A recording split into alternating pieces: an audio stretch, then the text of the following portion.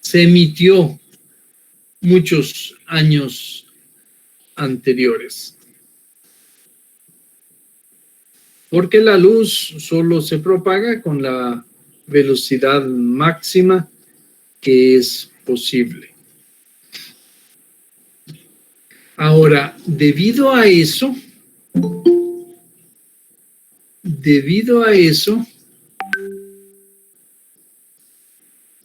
las ecuaciones de la física tienen que ser tipo ecuaciones de onda. Matemáticamente, las ondas las clasificamos como elípticas, parabólicas e hiperbólicas. Esa clasificación viene de la clasificación de geometría. Las cónicas, que se derivan de un cono por la intersección del cono con un plano, la intersección del cono con un plano inclinado nos da una elipse, la intersección del cono con un plano vertical nos da la hiperbólica y con un plano más inclinado nos da la parabólica. Así que matemáticamente se clasifican las ecuaciones diferenciales como elípticas, parabólicas, cónicas, hiperbólicas, porque siguen la misma forma que la ecuación que describen a esas curvas geométricas.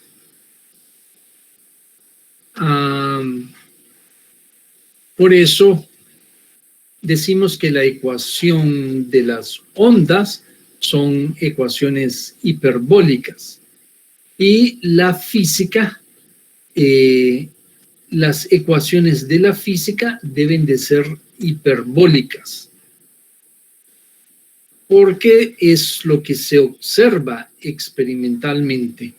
No existen fenómenos instantáneos, siempre hay un tiempo necesario para que se transmita la información y se pueda transferir ese fenómeno a otro punto.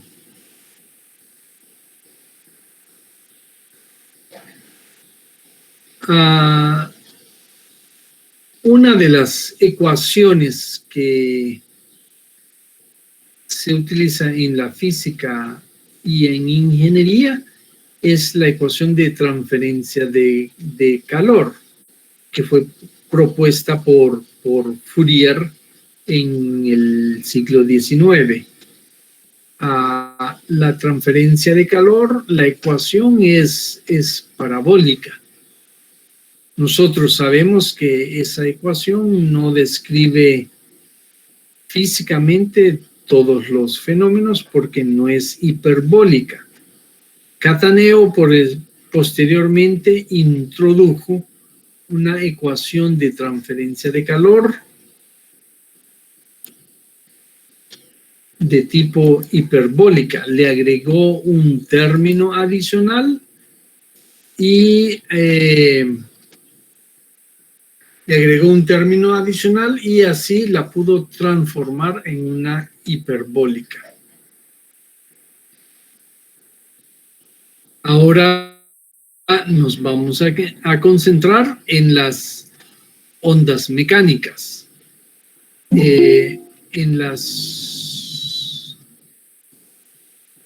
las ondas mecánicas.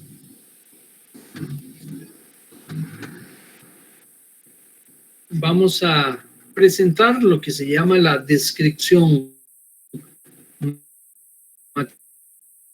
matemática de una onda, la ecuación de onda. Para describir la onda viajera necesitamos especificar la posición y el tiempo. En este curso consideramos consideraremos que las partículas del medio, al pasar una onda, realiza un movimiento armónico simple. La función de onda describe el movimiento de todas las partículas, esto es, puede calcular la velocidad y aceleración de una partícula en la posición X. Denotemos a la función de onda como y de x de t. Observen que la función de onda es función de dos variables linealmente independientes, la posición y el tiempo. Eso hace que la ecuación de evolución, la ecuación de onda, la ecuación hiperbólica, sea una ecuación diferencial en derivadas parciales. Eso complica la ecuación, pero nos describe el movimiento ondulatorio. Consideremos una onda sinusoidal en el origen de coordenadas, x igual 0. Ya habíamos dicho que íbamos a considerar un movimiento armónico simple de las partículas que sienten la perturbación de la onda. Así que hacemos esto igual a coseno de omega t, donde a es la amplitud, omega es la frecuencia angular. Ya habíamos visto que la relación entre omega, la frecuencia angular, y la frecuencia es 2pi veces f. Así que la expresamos en términos de la frecuencia. La partícula oscila como un movimiento armónico simple en la posición x igual a 0. La perturbación viaja de x igual a 0 a un punto x en un intervalo x sobre b. Asumimos que la velocidad de propagación es constante. En la mayoría de los casos eso es válido. Entonces, si yo analizo el punto x igual a 0 y el punto x, entonces observo que la perturbación, la onda que viaja de 0 a x, tarda ese tiempo, x sobre b. Ahora consideremos el observador en la posición x. Cambiamos el observador a la posición x. El movimiento en x en el instante t es el mismo en x0 en el instante t menos xb.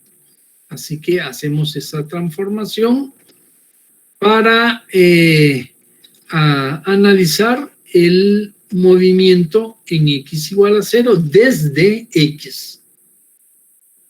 Tenemos así la descripción general al sustituir en la ecuación anterior esta ecuación, la ecuación de onda, así se le llama, y igual a y de x de t igual a coseno de omega x t menos x sobre b. Consideramos un cambio de signo, pero debido a que el coseno es una función par, la ecuación queda inalterable, es la misma.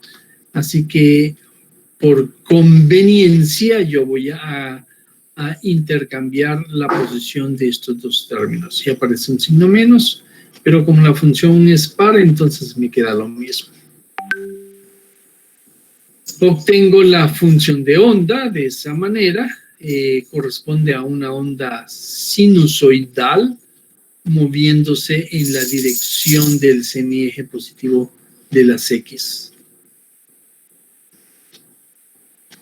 Esa es la función de onda. Ahora podemos escribir la ecuación anterior en términos de la longitud de onda y el período. yo voy a introducir una nueva cantidad física que le voy a llamar longitud de onda y la defino como V sobre F. La defino de esa forma y la interpretación geométrica es la misma que la del período. El período es la distancia entre cresta y cresta en un diagrama posición-tiempo. La longitud de onda también es la distancia entre cresta y cresta, pero en un diagrama posición-espacio. Así que son análogas. Una es para el tiempo y el otro es para el espacio. Hay una simetría ahí. Tengo entonces que la función de onda a coseno de 2pi x sobre lambda menos t sobre t es la función de onda. Ahora yo defino una nueva cantidad física de la misma forma que definí la frecuencia angular en términos del periodo. La frecuencia angular es 2pi sobre t. Así que defino el número de onda y la denoto por k y la defino como 2pi sobre lambda. Yo puedo entonces escribir la función de onda de esta forma simplificada. Esa es la función de onda.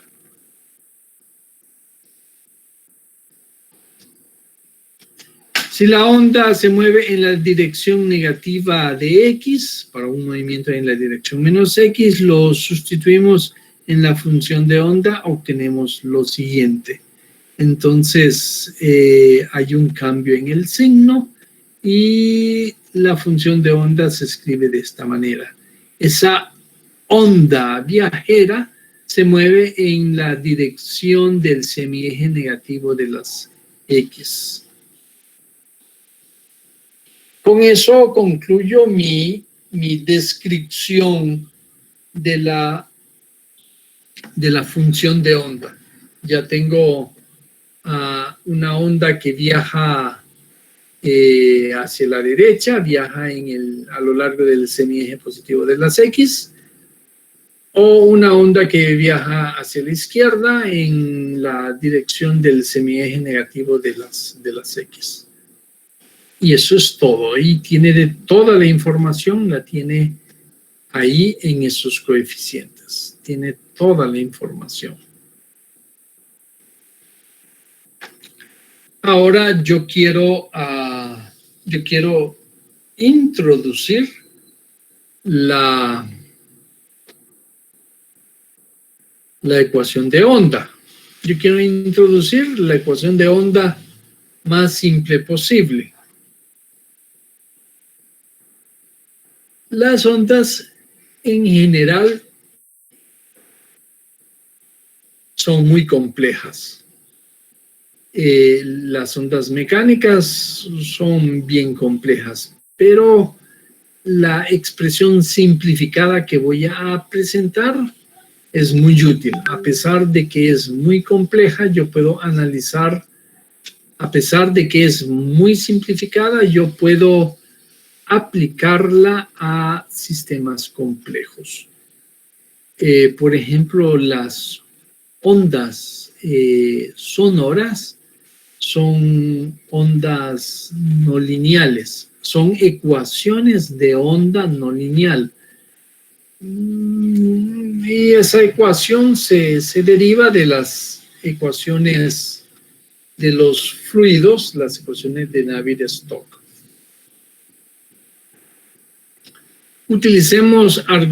Utilizando argumentos físicos, encontramos la función de onda para una onda sinusoidal moviéndose en la dirección positiva de las x. Esa es la función de onda.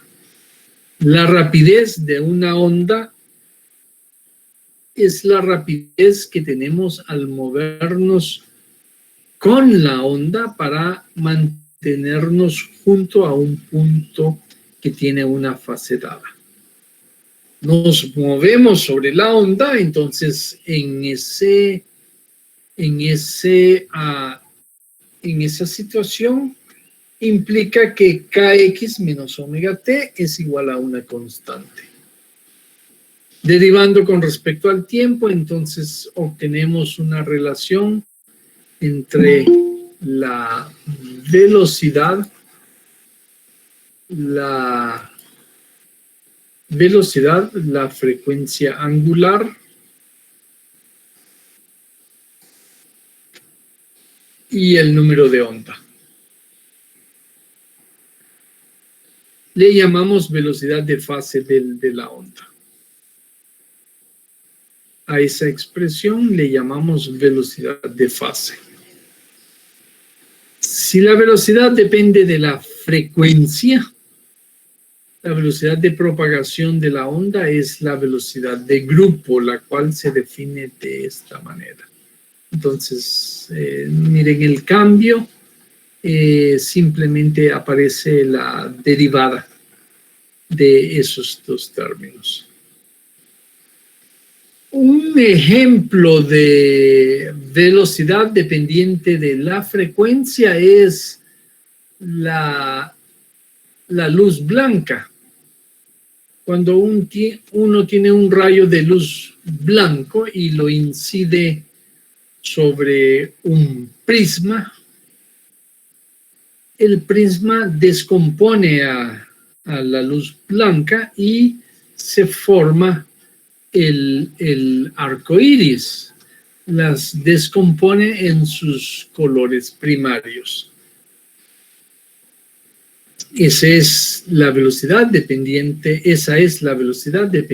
de la frecuencia. El medio se le llama medio dispersivo. Al medio se le llama medio dispersivo. Consideremos una onda transversal, sinusoidal, como tenemos la función de onda, podemos calcular la velocidad transversal. Las ondas las clasificamos como transversales, longitudinales y mixtas. Las ondas transversales son aquellas en que la partícula en el medio, después de que la perturbación alcanza ese punto, se mueve en una dirección perpendicular a la dirección de propagación de la onda. Por ejemplo, las ondas en una cuerda. Las longitudinales son aquellas en que la partícula en el medio, después de alcanzar la onda a ese punto, se mueve en la misma dirección de propagación de la onda. Y la mixta es la combinación de ellas dos. Las longitudinales, ejemplo, es la ecuación sonora, las ondas sonoras. Y las mixtas, ejemplos, son las ondas de las olas sobre la playa. Son mixtas. Las ondas sobre la superficie de un fluido son ondas mixtas.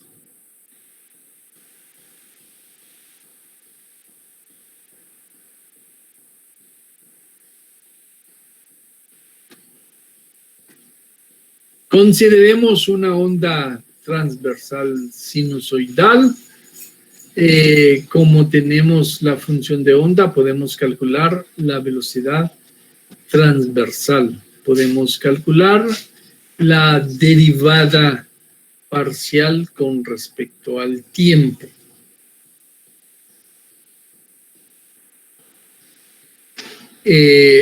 Observen que la derivada parcial con respecto al tiempo es del coseno es menos el seno, pero tenemos que derivar el argumento y el tiempo tiene un coeficiente negativo, entonces por eso no aparece el signo menos. Mejor dicho, hay un menos y hay otro menos que se cancela.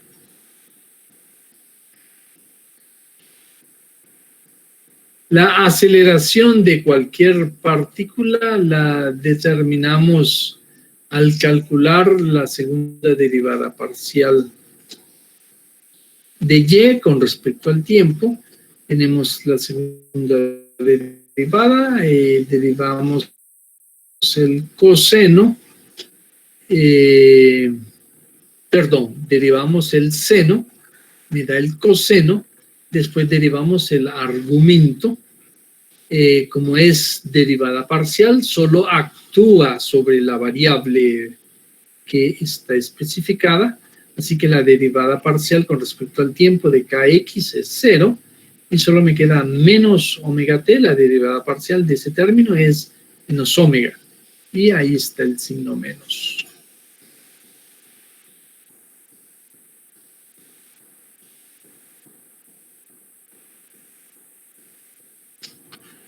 Observen que esas velocidades son las velocidades y aceleraciones de la partícula del medio. Recuerden que las ondas no arrastran masa, no llevan masa, no transfieren masa, solo energía y momentum. Las partículas, sin embargo, se pueden poner a oscilar alrededor de la posición de equilibrio al detectar una onda.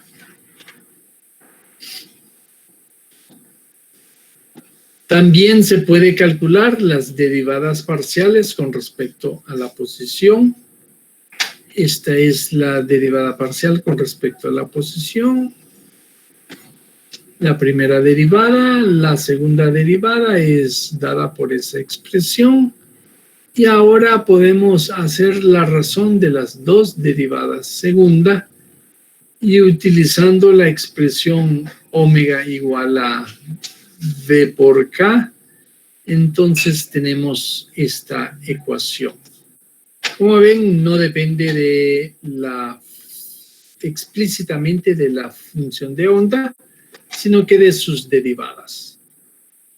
Podemos despejar y obtenemos lo que se llama la ecuación de onda. Esa es la ecuación de onda. Y es una de las ecuaciones de onda más simple. Observen que es una ecuación diferencial lineal.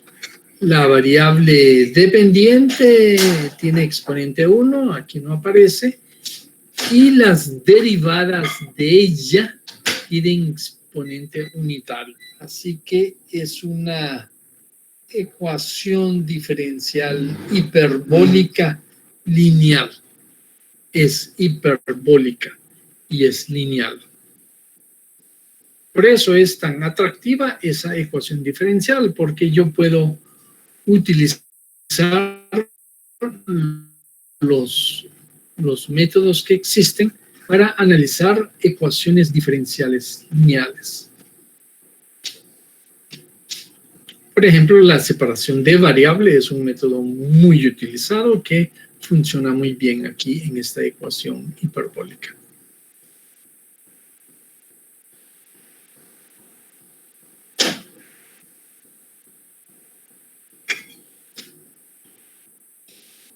Habíamos mencionado que estas ecuaciones de onda son ecuaciones de onda que me describen ondas mecánicas. Esas ondas no me describen ondas electromagnéticas ni gravitacionales. Recuerden que históricamente Navier-Stokes introdujeron las ecuaciones de los fluidos, Maxwell introdujo las ecuaciones del electromagnetismo, las 4 ecuaciones de Maxwell, y posteriormente Hertz detectó experimentalmente las ondas electromagnéticas y no le llevó mucho tiempo en hacerlo. Mientras que las ondas gravitacionales, Einstein obtuvo la ecuación de las ondas gravitacionales ahí por la década de los 20, y se buscó, debido a que obtuvo una ecuación de ondas, se buscó la detección de esas ondas gravitacionales y se tardaron 80 años en poderla detectar, más de 80 años. Se detectó hasta en el siglo XXI, gracias a un esfuerzo tecnológico para poder medir desplazamientos bien pequeños. Y se esperó a la colisión de dos agujeros negros. Se detectó las ondas producidas por los agujeros negros y más de 80 años después. Lógicamente, a las personas que detectaron las ondas gravitacionales les dieron el premio Nobel por su trabajo. Y fueron los americanos los que se embarcaron en ese trabajo.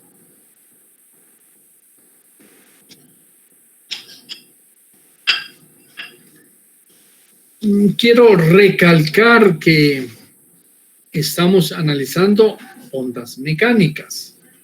Ustedes pueden encontrar en internet el experimento famoso, muy sencillo, en el cual colocan un reloj mecánico de esos grandes que se oye el movimiento de vaivén del reloj.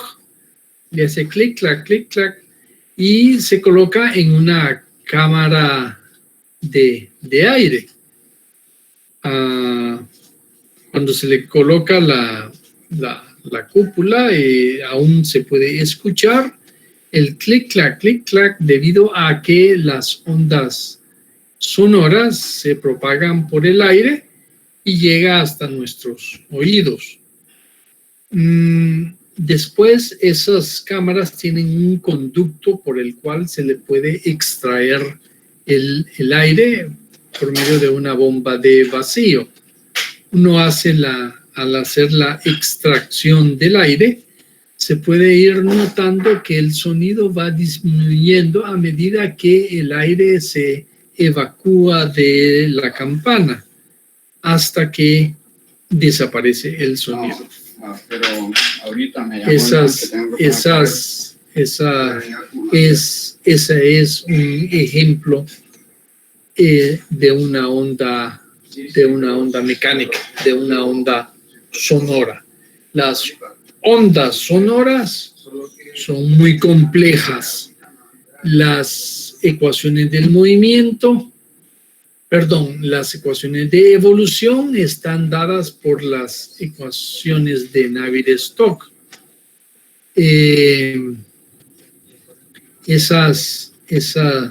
Al obtenerse la ecuación de onda, se obtiene una ecuación diferencial no lineal y es muy compleja.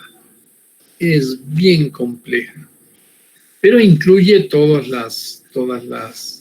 el comportamiento acústico de las ondas, incluyendo las ondas de choque. Las ondas de choque son las ondas producidas por los cuerpos en movimiento en el aire con velocidad mayor que la velocidad del sonido. Se obtiene las ondas de choque. La velocidad de la luz en el vacío es la máxima velocidad posible. Ningún cuerpo puede alcanzar esa velocidad, porque la energía es extremadamente grande. Teóricamente tiende al infinito. Pero hay un experimento, el experimento de Cherenkov, donde él se introduce. El experimento es sobre una partícula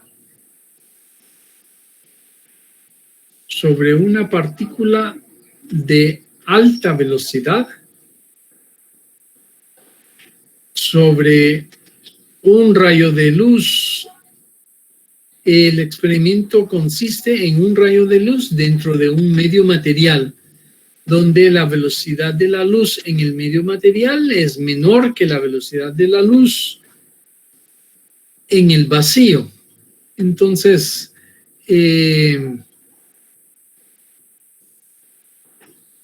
debido a eso, se pueden obtener partículas que viajan con velocidades mayor que la de la luz en ese medio, y se observa un análogo a la onda de choque. Nada más que la velocidad de la luz es en el medio material y no en el vacío. Y los postulados de Einstein se refieren a la velocidad de la luz en el vacío. Es la máxima velocidad posible. Y se ha verificado experimentalmente. El experimento de Cherenkov es particularmente interesante porque Cherenkov utilizó un detector natural, el ojo humano. Él se introdujo en una cámara completamente cerrada, a oscuras, y dejó que la pupila se le dilatara lo más posible y pudo detectar esa emisión de onda electromagnética. Este es el tema que yo les traía para el día de hoy. Mañana vamos a continuar con la descripción matemática de una onda. Vamos a demostrar la ecuación de onda por otros medios, unos medios más formales. ¿Hay alguna duda, alguna pregunta?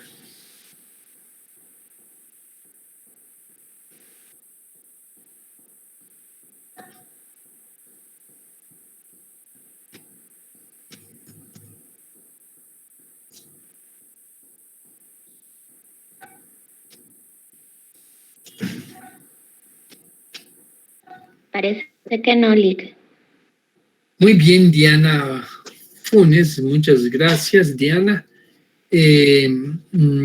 Ustedes pueden encontrar lo básico en su libro de texto. En su libro de texto, recuerden que nosotros nos concentramos en ondas mecánicas. En su libro de texto van